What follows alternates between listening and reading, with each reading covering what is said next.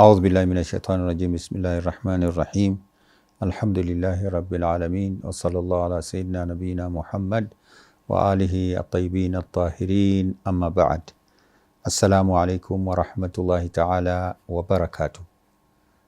Adhamallahu ujurana wa ujurakum. Mwenyezi Mungu awape subira katika msiba huu tuliopata wa kuuawa shahidi kipenzi cha umma ambaye ni wali amri al-muslimin, kiongozi wa umma wa Kiislamu. Tukiendelea na mazungumzo yetu ambayo tulikuwa nayo, tulifikia mahali ambapo tulikuwa tukizungumzia kuhusu waliyu al-faqih.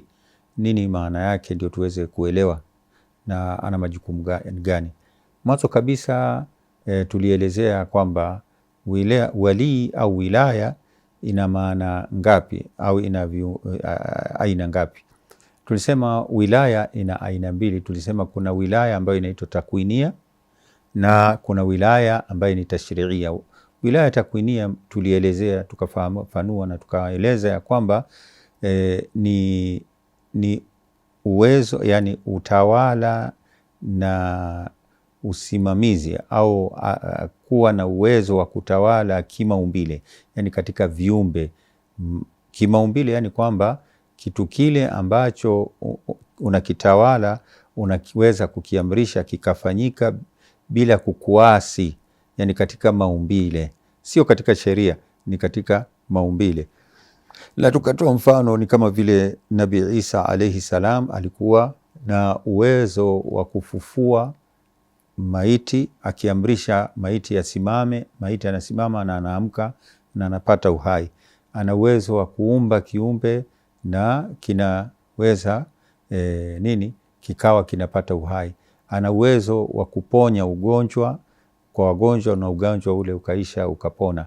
Sasa mitume wana uwezo huu, lakini tulisema pia kuna viumbe wasiokuwa mitume, binadamu wana kiwango kidogo ambacho pia wamepatiwa kiasili. Mwenyezi Mungu ndio mwenye wilaya hii na amewapatia viumbe wake wilaya hii, na ana uwezo wa kufanya, binadamu wanakuwa na uwezo wa kufanya, lakini sharti lake ni kwamba mtu awe amejitakasa sana, ameacha maovu, ni mtiifu kwa Mwenyezi Mungu. Na ndio hata katika Qur'an, katika hadithi tukufu ambayo inaitwa Hadithul Quds, tunapata Mwenyezi Mungu anasema ya kwamba abdi ati'ni takun mithli aqulu li shay kun wa anta taqulu li shay kun fayakun. Yani madhumuni ya riwaya ya hadithi hiyo ni kwamba Mwenyezi Mungu anasema ya kwamba mja wangu nitii, utakuwa mfano wangu, utakuwa kama mimi. Mimi ninaamrisha kitu kiwe, kinakuwa, na wewe pia utakuwa ukiamrisha kitu kiwe na kinakuwa. Yani unakuwa na nguvu hiyo ya kunini, au wilaya takwinia. Ndio mtu huyo wanamuita walii wa Mwenyezi Mungu ambaye ana uwezo kama huo kwa upande huu wa kitakwini. Maana ya pili ambayo tulisema ni wilaya tashri'ia. Wilaya tashri'ia naye ni katika mambo ya sheria. Kwanza kabisa wilaya tashri'ia ni ya Mwenyezi Mungu, yani ni wilaya au utawala na usimamizi, yani ina sehemu mbili. Sehemu ya kwanza ni kutengeza sheria. Nani ana haki ya kutengeza sheria? Tunasema ya kwamba ni Mwenyezi Mungu peke yake. Sheria Mwenyezi Mungu ndio ana haki ya kuzitengeza, kwa sababu yeye ndio anajua sheria, anamjua binadamu na anajua kitu gani ambacho kinamfaa zaidi binadamu. Kwa hivyo sheria anapotengeza, anajua sheria zinazoambatana na binadamu, sio za kumdhulumu, za kumtesa. Na mara nyingi mwenye kutengeza sheria, ikiwa ni binadamu, anatengeza sheria ambazo yeye zitakuwa zinamnufaisha zaidi, haangalii wengine. Atakuwa, na ndio tunasikia yuko juu ya sheria, yani kwamba zile sheria zimuhusu, na zikitengezwa utakuta zinaangalia watu fulani, haziwaangalia watu wengine, matajiri labda, au labda wazungu peke yake. Waafrika wanawekewa sheria zingine, wazungu wanawekewa sheria nyingine, kama siku za ukoloni na mambo kama. Sasa tunasema Mwenyezi Mungu yeye kwa watu wote yuko sawa, hakuna yule ambaye ni bora kwake kuliko mwingine. Wote labda uwe ni mwema katika matendo, lakini watu wote amewaumba na sheria. Kwa hivyo yeye peke yake ndio anaweza, ana haki ya kutengeza sheria, mtu mwingine hana haki. Lakini tukiongezea kuna waliopewa uwezo wa kunini wa kufuata na kutengeza sheria. Ni Mtume amepatiwa nafasi ile ya kuweka sheria, baadhi ya sheria, na pia maimamu baadhi ya sheria ambazo hazinakuwa chini. Ni kama vile katiba imetengezwa na wabunge wana ruhusa ya kutengeza sheria ambazo ziko chini ya katiba, sio nje ya katiba. Na au pia majaji pia au Chief Justice anaweza kutengeza sheria, lakini sio nje ya katiba, zinakuwa ndani ya katiba bado ni. Kwa hivyo wanatengeza sheria ambazo ziko ndani ya sheria zile. Mtume na maimamu wanaruhusiwa vile, lakini watu wengine hawaruhusiwi. Kwa hivyo hiyo ndio ni. Sasa hiyo ni sehemu ya kwanza, maana ya kwanza ya nini? Wilaya tashriia. Mwenyezi Mungu peke yake ndio ana wilaya ya tashriia. Kuna nyingine ambaye ni wilaya tashriia kwa maana ya kwamba wilaya fit tashrii, yani wilaya ndani ya sheria. Nani ana uwezo wa kuendesha sheria ambazo zimewekwa na Mwenyezi Mungu? Ni Mtume, yeye ndio anazisimamia, yeye anapatiwa wilaya ya kufuatilia. Na wale ambao na maimamu ambao ni manaibu wa Mtume au pia wana haki ya kuendelesha na kusimamia sheria, na wale ambao wamefikia daraja za juu za kielimu ambao kwenye Qur'an inayotunika jina ni alladhina yastambitunahu, wanaofanya jukumu la istimbat, yani kuchambua kutoka kwenye kitabu kitukufu. Wana daraja za elimu za kuweza kuchambua na kuweza kuzifafanua na kuzisimamia katika utekelezaji. Hawa ndio pia wana wilaya tashriia, au katika kuzitekeleza pia vile na kusimamia utekelezaji wake. Wao ndio. Sasa hii wilaya tashriia au wilaya fit tashrii ambayo ipo ina aina mbili. Sasa hii ndio tunaita nini? Wilaya aina mbili, samahani. Wilaya aina mbili, ziko aina mbili. Aina ya kwanza ni kwamba wilaya ambayo ni finyu na wilaya ambayo ni pana. Wilaya ambayo ni finyu ni usimamizi, mtu anapatiwa katika sheria, anapatiwa wilaya, usimamizi ambao unaitwa ni utawala au usimamizi katika sheria. Mfano wake ambao ni mfinyu ni kama mtu na watoto wake.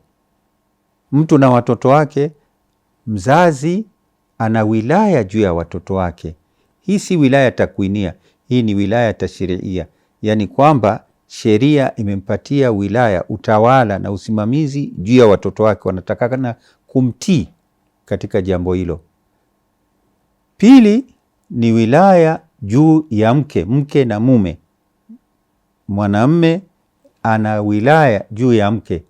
Arrijalu qawwamuna ala nisa, aya inasema wanaume wana wilaya, wana usimamizi juu ya wanawake kwa sababu ya mambo fulani ambayo Mwenyezi Mungu amewawezesha wao, wanakuwa na jukumu la kusimamia mke, na mke anakuwa ni mwenye kumtii mume wake. Yani hii inaitwa wilaya tashria, lakini kwa mipaka kiasi fulani, sio katika kila kitu, ni katika mipaka fulani ya mke na mume. Na tukienda mbele kuna mapana zaidi kidogo, kuna ingine inaitwa wilaya katika umur hisbia.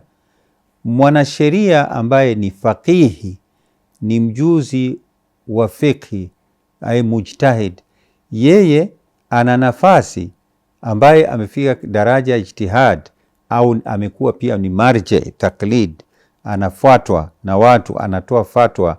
Yeye ana wilaya ambayo ambayo sasa anakuwa ni kwamba katika jamii yeye ni ana nini inaitwa umur hisbia, yani jamii kuna mambo mengi ambayo wa jamii inahitajia na ni lazima mambo haya yawe, Mwenyezi Mungu hayaruhusi yapuuzwe.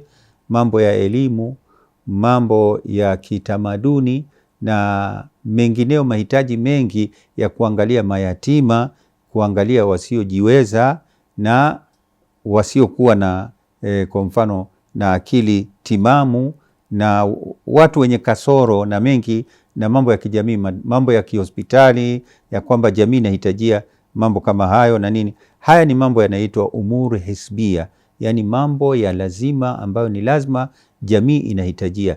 Hili ni jukumu pia, au anahitaji serikali pia. Mahali ambapo hakuna nidhamu ya kiserikali, ni lazima yeye ndio mjuzi huyu mujtahid awe atasimamia jambo kama hilo. Sasa hili ni jambo ambalo liko, ambalo ndio inaitwa katika umuru hisbia. Hii ni wilaya ambayo ni kiwango fulani katika mambo ya kijamii ambayo ni ya lazima kuwe kuna mtu ambaye atasimamia. Ikiwa fakihi hayuko, hakuna mchuzi, waumini lazima wafanye kujipanga, hawana kiongozi, watengeze kiongozi, wafuatilie mambo hayo yanatakikana vile. Sasa hii ni sehemu ya nini ambayo ni finyu, lakini ni pana zaidi kuliko hizo zingine. Hizo zingine wanapatiwa kwa mfano mzazi au mume kitu, lakini hii inapatiwa msomi kabisa katika fikhi, katika mambo ya ya kisheria. Ikiwa hakuna kabisa, waumini wanatakana wajipange na wawe na nidhamu wa kujiendesha na kuendesha mambo ya kijamii. Ambapo kuna nyingine ambayo inaitwa wilayat faqih, wilaya ambaye ni pana, ambaye ndio inaitwa wilayatu faqih. Wilayatu faqih yani ni ya kusimamia jamii na kutengeza serikali na kuendesha mambo yote ya kisiasa, ya kijamii, yote yanatakikana awe atashikilia na kusimamia. Sasa hili ni jambo ambalo linafanyika, na anayechukuliwa jukumu hili ni mtu ambaye amefikia daraja ya mujtahid. Sasa tukirudi katika hapa, baada ya kuwa tumefika hapa, tumeelewa wilayat faqih ni aina gani au wilaya ziko aina ngapi, tunakuja tufikie ya kwamba Imam sahib al-asri wa zaman, au tuanze kwa Mwenyezi Mungu. Tunasema ya kwamba wali katika mambo ya tashrii pia ya katika sheria, Mwenyezi Mungu ndio mwenye haki ya sheria, usimamizi, kutoa sheria na kupanga na kutoa sheria, kusimamia sheria na utekelezaji wa sheria. Mwenyezi Mungu ndio anasimamia, lakini kwa vile Mwenyezi Mungu hashuki, anaifuatilia, anaichukua nafasi hii ni mtume wake au mitume wake, na mtume wetu wa mwisho ambaye ni Mtume Muhammad sallallahu alaihi wa alihi wasallam ndio anachukua nafasi hii.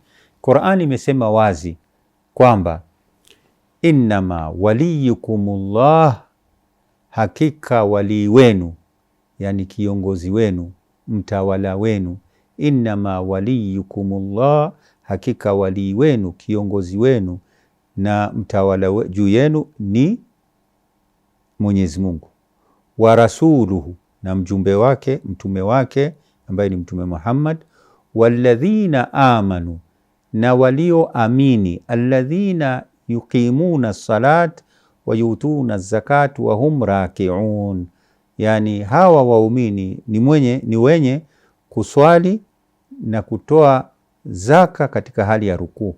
Sasa hii ya tatu ambaye ni wali wa tatu, wali wa kwanza ni Mwenyezi Mungu, wali wa pili ni mtume wake, wali wa tatu ni waumini. Imetumika neno waumini, lakini tunaporudi tunakuta ya kwamba hii aya ilishuka baada ya kuwa Imam Ali alipokuwa kwenye msikiti wa mtume, akaja maskini na akawa analia, anamuomba Mwenyezi Mungu, nimekuja kwa msikiti wa mtume na sikupata mtu wa kunisaidia.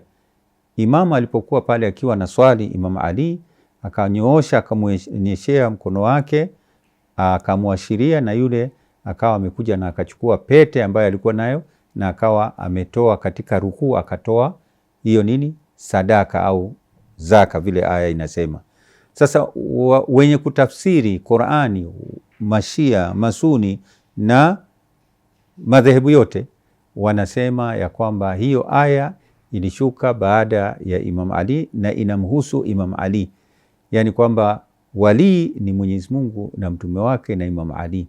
Na kwa nini imetumia kwa wingi ya kwamba walio wenye waumini? Ni kwa sababu yeye baada yake kuna kuja imamu mwingine na mwingine na mwingine, ambao ni maimamu 12 ambao sisi wafuasi wa Ahlul Bait Mashia tunawaamini na tunawakubali, na ambao ndio wamekuwa mmoja baada ya mwingine, Imam Ali, kisha Imam Hassan, kisha Imam Hussein, kisha Imam Zainul Abidin, Ali Zainul Abidin, kisha Muhammad al-Baqir, kisha Muhammad as-Sadiq, Jafar as-Sadiq, na kuendelea mpaka tunafika imamu wa 12 ambaye ni Imam Muhammad al-Mahdi ajalallahu farajahu sharif, ambaye kwa upande wa ndugu zetu Ahlus Sunna wao wanasema hajazaliwa, lakini sisi Mashia tunasema alizaliwa na yuko katika hali ya ughaibuni. Mwenyezi Mungu amemsitiri au amemhifadhi, yuko katikati ya watu, lakini watu hawamtambui kwa sababu walitaka kumuua. Lakini katika hii hali ya siku hizi ambapo watu hawamjui, hawamtambui kati ya watu, ni kwamba aliacha jukumu akawapatia. Alikuwa kwanza, siku za mwanzo aliweka mawakili, manaibu 4 ambao walikuwa ni manaibu ambaye ni khaswa maksusi, walikuwa wakiwasiliana naye na wakiwasiliana na wafuasi wake Mashia. Akaja wa kwanza akafariki, akaja wa pili akafariki, mpaka akaja wa 4. Ikawa baada ya kumalizia akamwambia, baada ya siku 6 wewe utafariki, na baada yake tena hakuna tena naibu ambaye ni khas, bali imamu akasema ya kwamba kutoka sasa manaibu watakuwa ni wasomi ambao wamefika daraja ya mujtahid, yani wamefikia daraja ya kielimu, ambao jurisprudence, wamesoma fiqhi na wamefikia daraja za juu za kielimu. Hawa ndio manaibu wangu. Sasa hawa ambao ndio wanaitwa marji taklid, ambao ni wengi wamefikia daraja hizo kwa zama hizi. Kuna kwa mfano Said Sistani, na kuna Said ambaye ni mashahidi wetu ambaye ni Ayatullah al-Udhma Ali Husseini Khamenei, na kuna wengineo ambao pia wako kwa sasa hivi wengi ambao ni maulama. Sasa katika hao anachaguliwa mmoja katika maulama ambaye amefikia daraja hizi, ndiye anayechaguliwa, anafika, anapatiwa cheo cha waliyu faqih. Hawa ambao ni wengine wana fatwa zao ambazo wanafatwa na vitabu vya fatwa ambazo wametoa, na wanafatwa katika mambo yao ya kijamii, ya kitamaduni, na watu na waumini ambao hawajafikia daraja za elimu za juu. Lakini kati yao mmoja ndio anachaguliwa, ndio anapatiwa cheo cha waliyu faqih. Waliyu faqih ndiye anakuwa na jukumu la kisiasa. Yeye ndio anakuwa anasimamia katika nchi, yeye ndio anaendesha nchi katika kusimamia mambo ya nchi, na ana majukumu mengi. Miongoni mwa majukumu ambayo ya waliyu faqih ni kwamba ni kusimamia uendeshaji wa sheria katika jamii ya Kiislamu.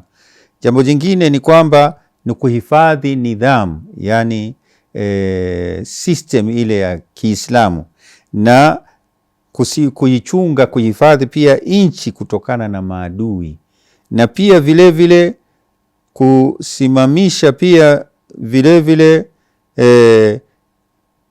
dini na zile fadhila au mambo ambayo tunaziita mambo ambayo ni malengo ya ambayo wameweka mitume wa Mwenyezi Mungu katika dini, ndio kuweza kufikia, anahakikisha yanatekelezwa, na pia vile vile kuhakikisha mahitaji na malengo ya ya kijamii, ya kimada na ya kiroho, spiritual na material, ambazo watu wanahitajia, na maslahi ambayo yanatakikana kufikiwa.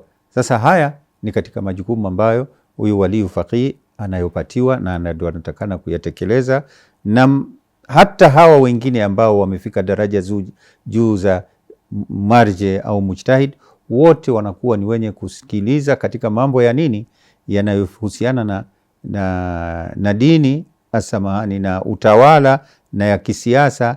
Huyu ndio anakuwa na uamuzi mbele ya umma katika jambo hili. Na ama katika mambo mengine wao wanatoa fatwa katika mambo ya kawaida ya kimaisha ya kijamii na mengineo, katika mambo ya kwenda hija, katika swala, katika nini, wanatoa fatwa zao. Lakini hizi za mambo za kisiasa na mambo kama hayo, wao ndio yeye ndio anatoa uamuzi na anakuwa wote wanafuata. Tofauti baina yake na hawa ni kwamba hawa mujtahidina wanatoa fatwa, lakini yeye katika nini yake anatoa hukumu, na pia yeye ndio anamchagua kadhi, yeye ndio kadhi mkuu yani, na yeye ndio anamchagua kadhi mkuu ambaye anakuwa katika nchi. Hawa wengine pia wana haki, uwezekano wa kutekeleza mambo ya kadhi, lakini kwa sababu hawana serikali, kuna mambo ambayo hawawezi kutekeleza, kwa sababu kadhi anahitaji kujua kuhukumu mambo. Kwa mfano mambo ya kuamua kwamba fulani afungwe jela, huyu fulani ahukumiwe kwa njia fulani, apatiwe adhabu fulani, ni lazima uwe na serikali. Kwa hivyo waliu faqih ndio unaweza kutekeleza sheria zote ambazo zinatakana za kisheria za kijamii za uovu, ambavyo mtu anapokuwa amefanya maovu ataadhibiwa kivipi, amedhulumu, ameua, kulipiza kisasi na mengineo yote yanatakana yatekelezwe kisheria. Yeye ndio anakuwa na uwezo wa kufanya mambo hayo. Kufikia hapo tutakuwa tumefikia kiwango kuelezea kuhusu waliu faqih. Inshallah tukutane kwenye mazungumzo mengine. Wassalamu alaikum warahmatullahi taala wabarakatuh.